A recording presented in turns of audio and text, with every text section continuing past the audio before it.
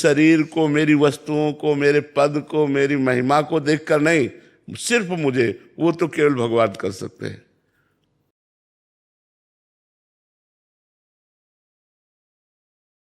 जिंदगी में एक ऐसा समय आता है कि वो इतनी ठोकरें खा चुका होता है कि तब समझ में आता है कि मेरा कोई नहीं है। फिर श्री जी कुछ ऐसा संभाल लेती हैं। तो ये बात बिना ठोकरें खाए समझ नहीं आती क्या महाराज? नहीं आती, नहीं आती।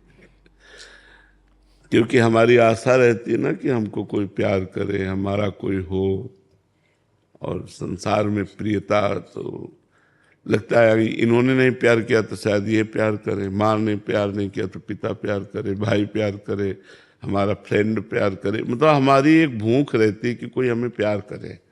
सबकी रहती है, आपकी नहीं, पूरी सृष्टि की, पशु पक्षी की भी रहती है, पशु पक्षी की भी रहती है, कोई प्यार करे। हम लोग प्रेम के भूखे हैं, लेकिन प्रेम यहाँ है नहीं। यहाँ छल है, कपट है, स्वार्थ है, अपनी वासना की पूर्ति है। आपको जब तक हमारे से काम की पूर्ति होती रही तब तक तो आप प्यार का नाटक कर दो। जहाँ काम की पूर्ति नहीं होगी वहाँ कोई प्यार नहीं करता, क्योंकि हम प्रेम में भगवान के अंश हैं। भगवान प्रेम स्वरूप हैं, तो हम प्रेम में भगवान के अंश हैं। तो लगता है मुझे कहीं तो प्यार मिले, लेकिन कहीं प्यार टिकाऊ नहीं देता। टिकाऊ है नहीं, प्यार कहीं टिकाऊ नहीं है। किसी का थोड़ा लंबा चल गया अगर स्वार्थ और मन मिलता रहा, नहीं फिर प्यार। मेरे शरीर को, मेरी वस्तुओं को, मेरे पद को, मेरी महिमा को देखकर नहीं, सिर्फ मुझे, वो तो केवल भगवान कर सकते हैं, वो कोई इंसान नहीं कर सकता। इसी बात से हमें वैराग्य हुआ था। हम कक्षा 9 में पढ़ रहे थे तो हमें माँ में बहुत आसक्ति थी, और जब हम स्कूल से आते और माँ आके झोला उतारती तो हमारे आग लग जाती है, मरेगी यार, फिर कैसे रह पाऊंगा, माँ मरेगी, पिताजी मरेंगे, यार मरण धर्मा शरीर मेरा कौन है, फिर कौन। बस सोचते सोचते दिमाग में बस ये आया कि भगवान। बस हाई स्कूल में फार्म नहीं भरा और भाग पड़े भगवान की खोज में, और 13 वर्ष से लेकर के आज 56-57 वर्ष होते जा रहे हैं आयु के, उसी मार्ग में चलते हुए। तो वास्तविक जो प्यार है वो भगवान से मिलता है, इंसान से कभी नहीं मिलता, क्योंकि कोई कितना भी हो वो स्वार्थी होता है। महाराज जी, आपको प्रथम अनुभव कब हुआ था कि वो प्यार कर रहे हैं? पहले दिन ही अनुभव हो गया था, पहले दिन ही। हम जब भगे, और भगवान शंकर का मंदिर है नंदेश्वर, वहां से तो 3 बजे सुबह तड़के भगे थे। अपनी माता जी से केवल बताया था कि हम कल घर छोड़ देंगे, भगवान के मार्ग के पथिक बनेंगे, संत बनेंगे। तो उन्होंने मजाक समझा था, उन्होंने समझा था ऐसे बच्चा है, ऐसे कह रहा था। 3 बजे तड़के पिताजी को सोते देखकर प्रणाम किया, माता जी को प्रणाम किया, और बहनें भाई परिवार के सबको प्रणाम किया।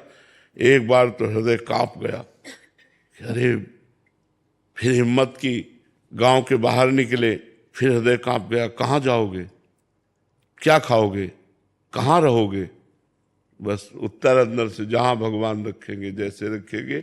तो भाग करके सूर्य उदय हुआ था तब पहुंचे थे। शंकर जी का मंदिर था नंदेश्वर, तो वहां जाके बैठ गए।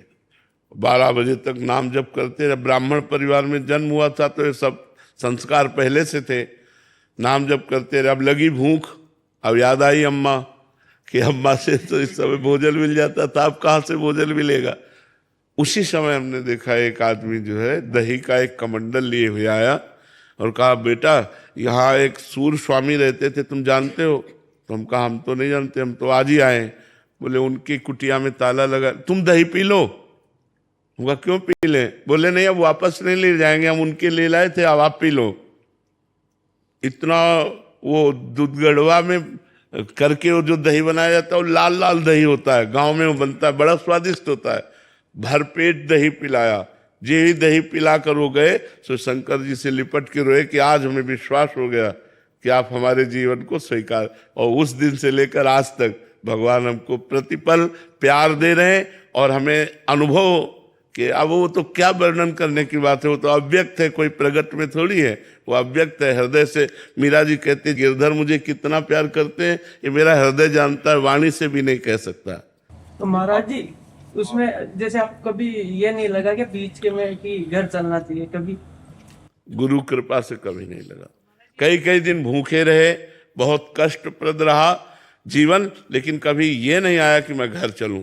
जिस दिन से घर से निकला, जीवन में कभी घर में बैठ करके भोजन नहीं पाया, कभी घर नहीं गया, जीवन हो गया पूरा। जिस दिन से घर से निकला, आज तक घर नहीं गया। महाराज जी, जैसे आपके रोग हुआ था, पता चला, जब याद आएगा कि घर होता? नहीं, बिल्कुल भी नहीं।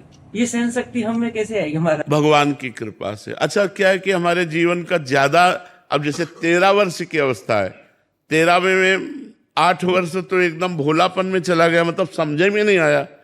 थोड़ा थोड़ा जो कुछ अपना परिचय समझ में आया संसार का, उस समय हम निकल पड़े, तो हमें ज्यादा संसार का आकर्षण लगा नहीं, क्योंकि 13 वर्ष की अवस्था से घर से निकल, हमारा किसी से लगाव नहीं था। माँ से ज्यादा किसी का लगाव नहीं था, माँ में ही था। वो भगवान ने कृपा करके छोड़वा दिया, तो फिर सबसे छूट गया। और फिर हमें नहीं आया कि घर चले, कभी नहीं आया कि घर चले। माँ बाप ने भी नहीं खोजा आपको? माँ बाप ने खोजा नहीं आपको? हाँ, नहीं खोजा था। पहली बार जो माँ मिली थी, बहुत वो भजन करने वाली थी, तो ये सूचना आई कि तुम्हारी माँ आ रही मिलने। तो हम पहले भागकर ठाकुर जी के मंदिर में गए, उनसे प्रार्थना की कि मेरी सामर्थ्य नहीं है, इस मोहरे से लड़ पाना मेरी सामर्थ्य नहीं, क्योंकि उनकी आंसुओं से बात होती है, तो वो मेरी सामर्थ्य नहीं है। तो हमने ठाकुर जी से प्रार्थना की कि मुझे सामर्थ्य दीजिए कि मैं अपनी माँ से बात कर सकूं। तो जो ही दूर से देखा उन्होंने हमें, तो दौड़कर गले लगाया।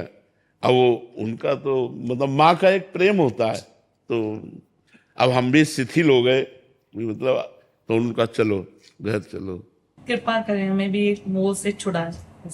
हाँ, भगवान ही छुड़ाते। तो हमने अपनी माँ से फिर कठोर वचन बोले, तो आप विचार कीजिए, मैं सतमार्ग में चल रहा हूँ, आप मुझे आशीर्वाद दीजिए, आप जानती हैं कि ये सही मार्ग है। तो उनका जाओ, आज के बाद मैं कभी तुम्हारे सामने नहीं आऊंगी, और भगवान तुम्हारी रक्षा करें।